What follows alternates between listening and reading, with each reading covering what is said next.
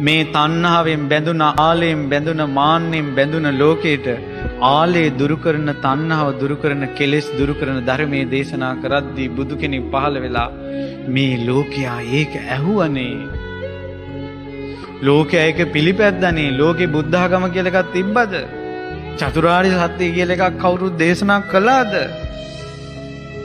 උන්වහන්සේ 15 වග භික්ෂුන් වහන්සේලාට ද්වේමේ භික්ඛවේ අන්තා පබ්බජිතේන නසේවිතබ්බා යෝතායන් කාමේ කාම සුකල්ලිකාන යෝගෝ ආදි වශයෙන් ඒ ධර්ම චක්‍රය ප්‍රවර්තනය කරන්න පටන් ගත්තා. ඒ දහම්සක කැරකී කැරකී තාමත් යනවා. ආවස්සට ප්‍රවර්තනයක් නැහැ.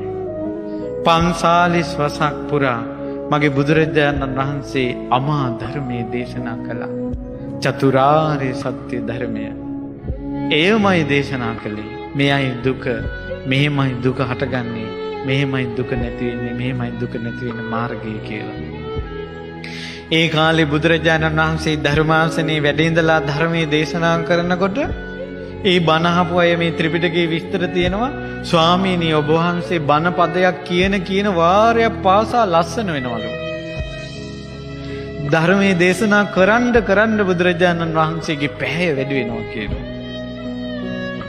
බුදුරජාණන් වහන්සේ ධර්මාසනේ වැඩ ඉඳලා බණ කියනකොට නියං කාලේට මිනිසු වැස්සක් බලාගෙන ඉන්නවා වගේ ශ්‍රාවකයෝ ඒ බුදු මුව මණ්ඩලින් බණ පදයක් එන හැටි බලාගෙන ඉන්නවා කියනවා. දවසක් මගේ බුදුරජාණන් වහන්සේ මෙහෙම දහම් දෙසද්දී එක ස්වාමීන් වහන්සේ නමක් කියනවා බුදුරජාණන් වහන්සේ භික්ෂු පිරිසට දහම් දෙසා වැඩ වාසය කළා. මමත් අවබෝධ කරන්න ඕන කියන අදහසෙන් ඒ බණ අහගෙන හිටියා. මම බණ අහගෙන බුදුරජාණන් වහන්සේගේ නිල්වන් නිස්සංගල දෙස බලාගෙන ඉඳිද්දී බුදුරජාණන් වහන්සේ එකවරම මා දෙස බැලුවා. මා දෙස බලනකොටම මගේ හිත නිකලෙසුණා. ආශ්චර්යයි. බුදුරජාණන් වහන්සේ බලපු ගමම අර ස්වාමීන් වහන්සේ අරහත්ත්වයටපත් වෙලා. ආශ්චර්යයි. බුදුරජාණන් වහන්සේ ධර්මයේ දේශනා කළේ පින්වත්නි ගිම්හාන කාලේ මල් පිපෙනා වගේ බණ පදයක් ගානේ මඟපල්ලාභෙන් බිහි වෙනවා. අහෝ අපි එදා කොහෙද හිටියේ? අපි කොහෙද හිටියේ? ඒ බුදුරජාණන් වහන්සේගේ ශ්‍රී මුව මණ්ඩල දැකලා සාදු කියන්න අපිට බැරි වුණාද? උන්වහන්සේගේ ශ්‍රී දේහය දිහා බලාගෙන නිකලෙස් මුව මණ්ඩලින් පිට වෙන බණ පදයක් අහන්න අපිට බැරි වුණාද? පුංචිම පිනක්වත් තිබ්බේ නැද්ද? ආයෙනම් ඒ ශාසන මග හැරෙන්න දෙන්න එපා. විපස්සී බුදුරජාණන් වහන්සේ පළවෙනි ධර්ම දූත කණ්ඩායමේ යැව්වා පාරවල් 1,68,000ක. ලංකාවේවත් පාරවල් 1,68,000ක් නැහැ. පාරවල් 1,68,000ක විපස්සී බුදුරජාණන් වහන්සේ ධර්ම දූත සේවයේ යවනකොට එක පාරකවත් අපි නැහැ. ඕවගේ හැම බුද්ධ ශාසනයකම අපිට අහිමි වුණා. මගේ බුදුරජාණන් වහන්සේ ජීවමානව මහා කරුණා නේත්‍රෙන් ලෝකයේ දෙස බලනවා උදේට හවසට. ඒ නේත්‍රයට නොපෙනෙන කෙනෙක් නැහැ. අපිව පිනක් තිබ්බනම් පෙනෙන්න තිබ්බා. දැන්වත් මේ ලැබුණ අවස්ථාව මඟ හැරගන්න දෙන්න එපා. මිනිස්සුયો වෙලා මනුස්ස ජීවිතේ කුණු ගොඩවල් කකා ඉන්න මිනිස්සු කොච්චර ඉන්නවද? මම මේ නේත්‍ර දෙකෙන් දැකලා තියෙනවා. මිනිස්සුયો වෙලාම අසුචි කකා ඉන්න මිනිස්සු කොච්චර ඉන්නවද ලෙඩ ඇඳේ? මේ අපි මිනිස්සු ගැන අහලා තියෙනවා. දීන වැඩ කරනවා, පව් කරනවා.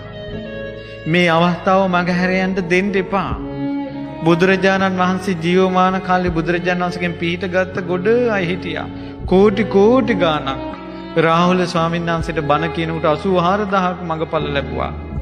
මහා මංගල සූත්‍රයේ කියනකොට 18 කෝටියක් මඟපල ලැබුවා. ධම්මචක්ක දේශනාව කරනකොට කෝටි ගාණක් මඟපල ලැබුවා.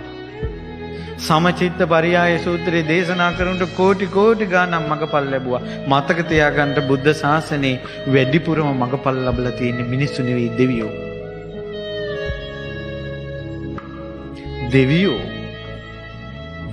පළවෙනියට මිනිස්සු 5 දෙනෙක් බණහද්දි දෙවියෝ කෝටි ගාණක් අවබෝධ කළා.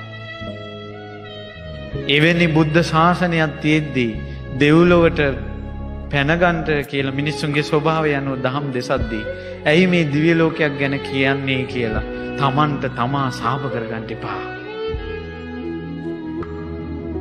තමාට තමා සාප කරගන්න එපා. සුගතිය අහිමි කරගන්න එපා. මේ පොළොව ගව් 7ක් වැඩුණ තැන මෛත්‍රී බුදුරජාණන් වහන්සේ ලෝකෙට පහළ වෙන්නේ. පින්වත්නි දැන් පොළොව අවුරුදු 2600ට අඩි 2.3යි වැඩිලා තියෙන්නේ.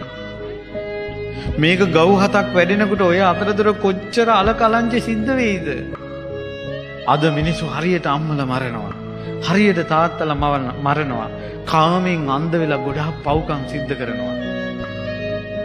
ඒ සිද්ධ වෙන පව්කම් වලින් නිරී ගියොත්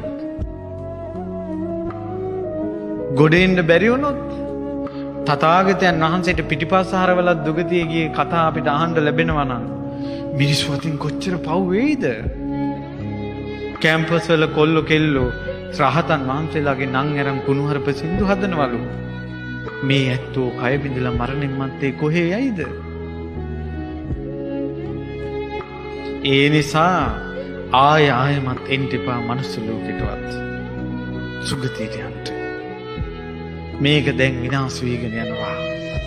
පහන දැන් ඇවිල්ලිලා උඩටමපත් වෙලා ආය අඩුවෙවි යනවා.